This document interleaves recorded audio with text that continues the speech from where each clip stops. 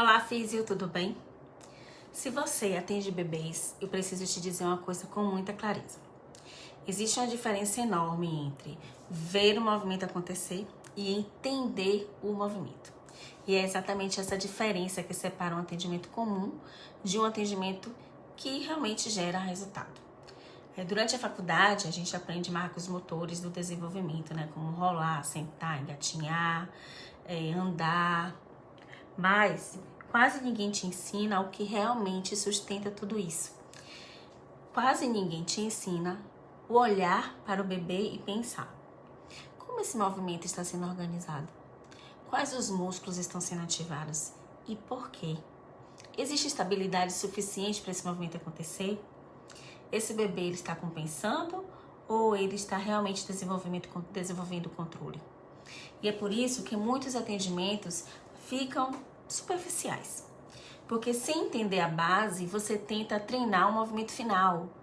Mas o desenvolvimento motor ele não começa no movimento. Ele começa no controle motor, começa na capacidade do sistema nervoso de organizar o corpo contra a gravidade, integrar essas informações sensoriais e gerar respostas motoras eficientes. E quando você entende isso, você para de colocar o bebê em posição e começa a desenvolver o movimento de verdade. Então hoje eu vou te mostrar exatamente isso.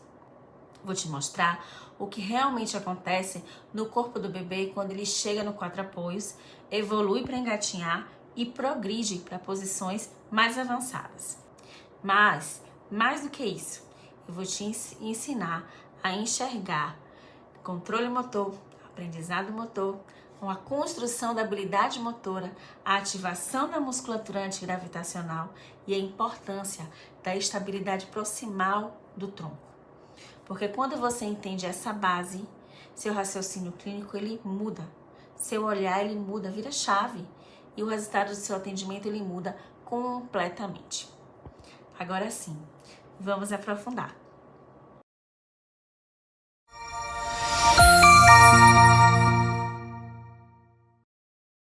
A faculdade não te ensinou isso sobre o desenvolvimento motor do bebê.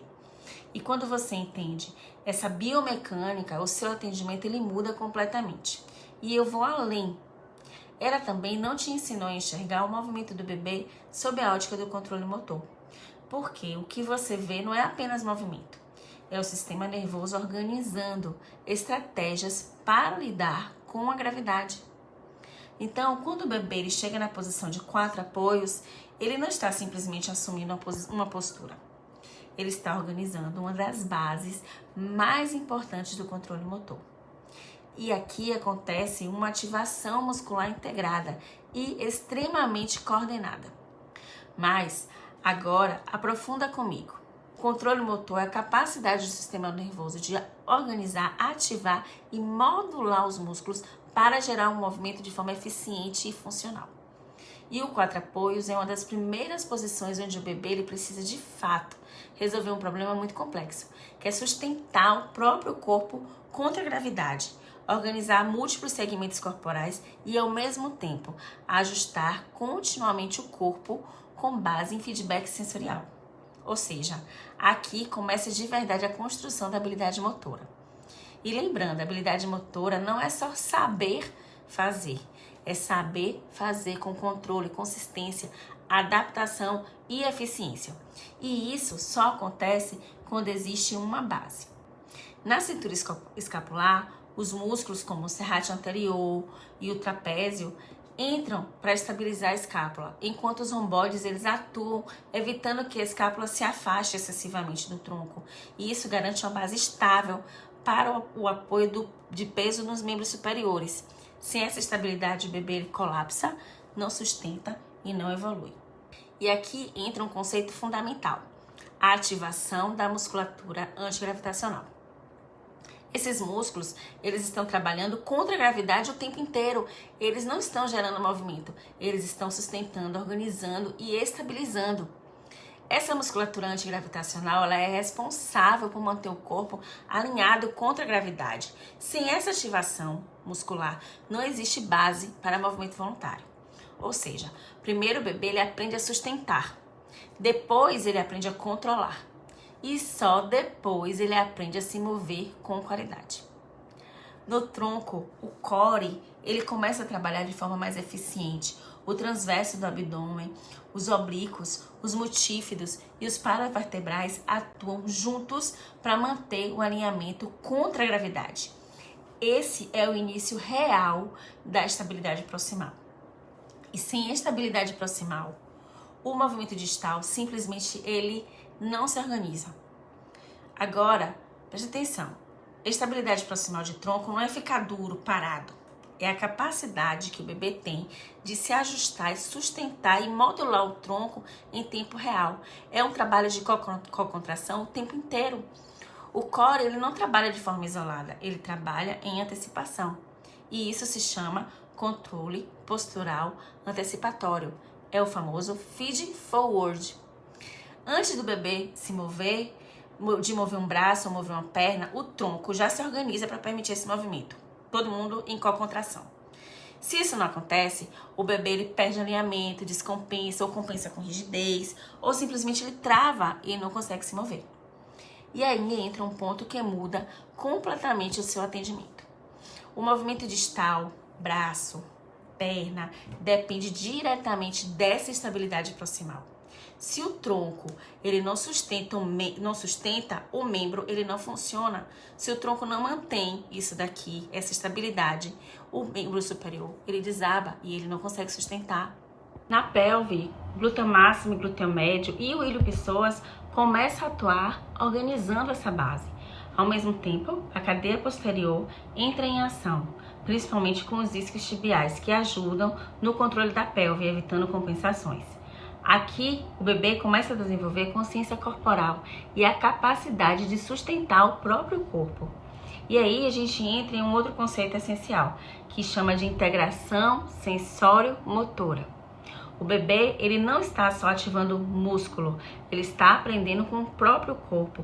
Cada oscilação, cada tentativa, cada erro, ele vai gerando informação sensorial, propriocepção, pressão, alongamento muscular, equilíbrio estático, equilíbrio dinâmico. E o sistema nervoso usa essas informações para ajustar o movimento.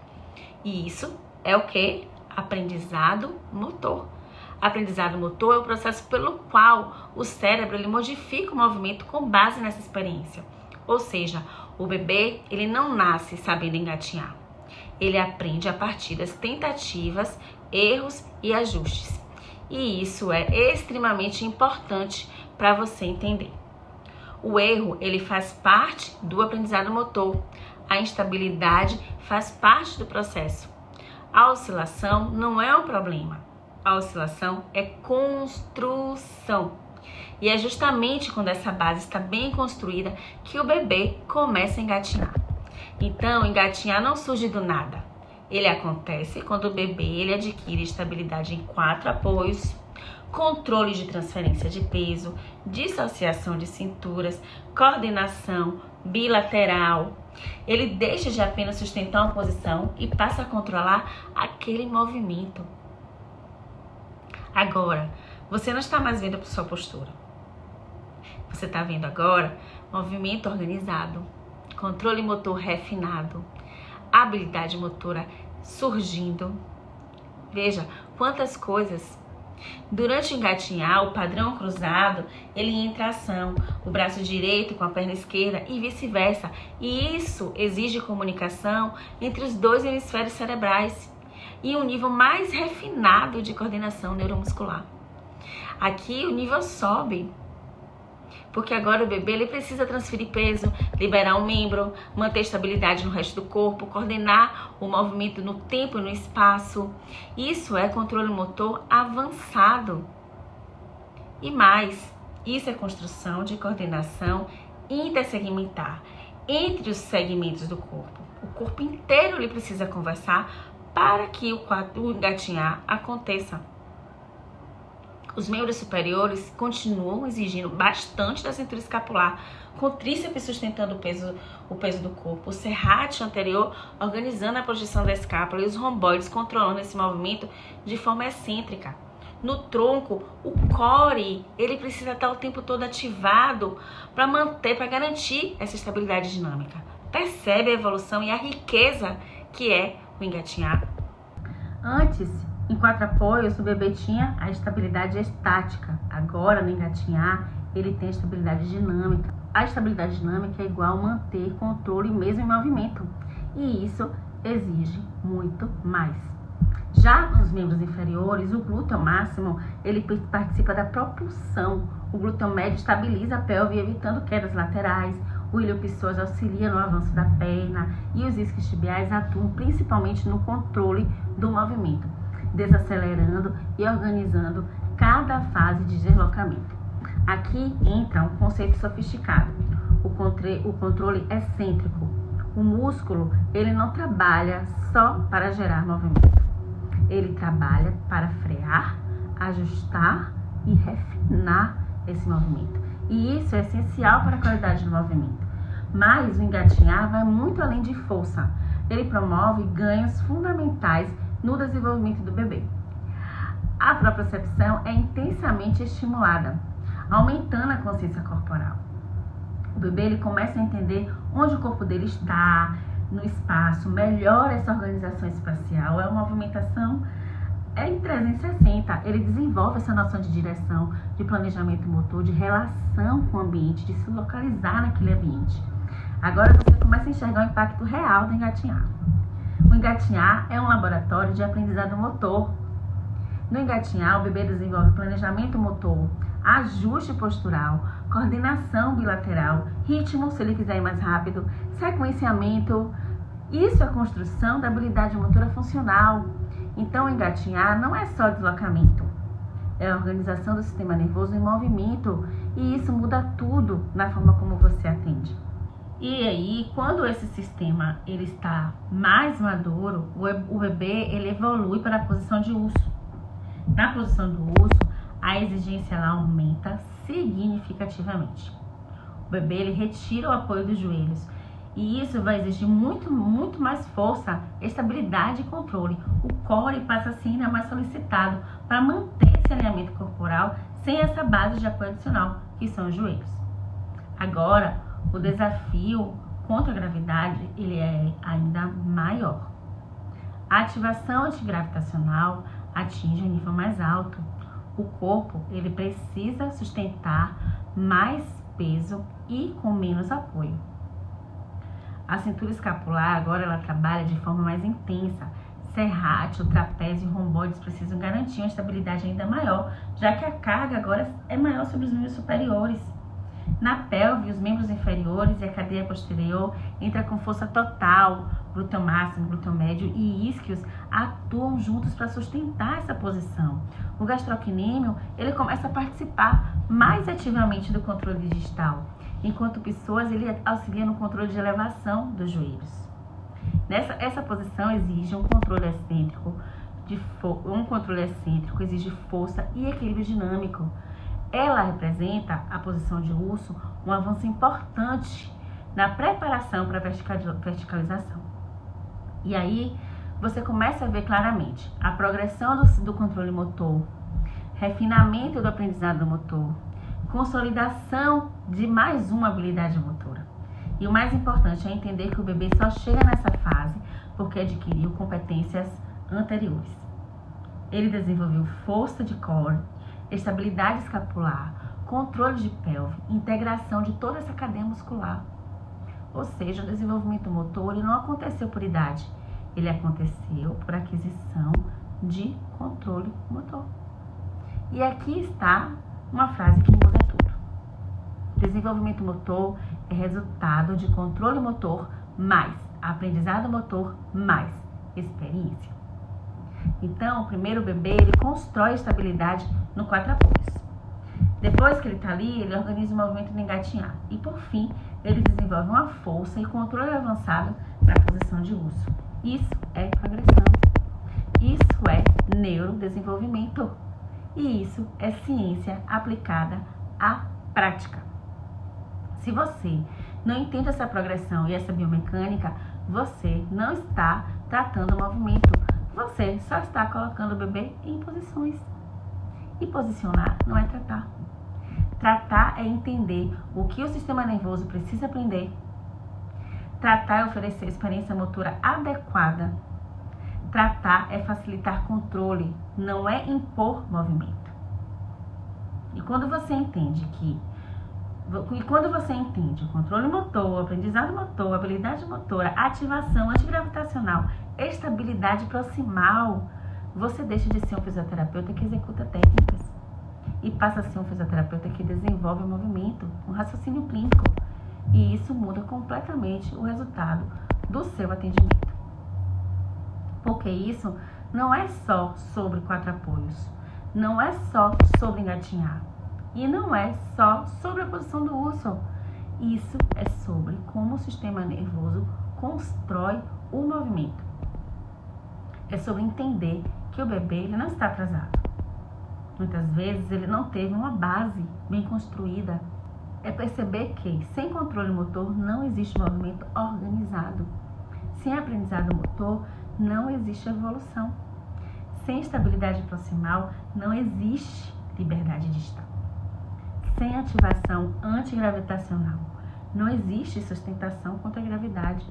E principalmente, sem entender isso, você não trata a causa, você só atua na consequência. E talvez esse seja o ponto mais importante de tudo que eu te trouxe hoje. O desenvolvimento motor não é uma sequência de posições. É uma construção progressiva de controle. E quando você respeita essa construção, você começa a ver coisas que antes passavam despercebidas. Você começa a identificar compensações com clareza. Você entende por que o bebê não evolui. E mais do que isso, você sabe exatamente o que fazer. E isso muda o seu lugar como profissional. Você deixa de ser alguém que reproduz técnicas e passa a ser alguém que raciocina, analisa cada movimento e decide com segurança por onde você vai começar. E isso é o que gera resultado de verdade. Agora eu vou te fazer uma pergunta muito sincera. Você está realmente desenvolvendo um movimento ou você só está colocando o bebê em posições? Porque quando você entende controle motor, aprendizado motor e biomecânica, você nunca mais atende da mesma forma. O seu olhar, ele fica mais clínico e o seu atendimento fica mais estratégico e o seu resultado muito mais consistente. E é exatamente isso que diferencia um fisioterapeuta ou uma fisioterapeuta comum de uma fisioterapeuta que se torna referência. Então, a partir de agora, toda vez que você olhar para um bebê, não pense apenas no que ele está fazendo. Pense em como ele está fazendo. Com qual qualidade que ele está fazendo. Qual é a base que ele está utilizando. Com qual organização ele está fazendo. Porque é aí que está a sua resposta. E é aí que está o nosso verdadeiro papel como fisioterapeuta. Desenvolver movimento com consciência. Com consciência e consciência. E com propósito. Tá joia? Tchau, tchau. Até o próximo vídeo.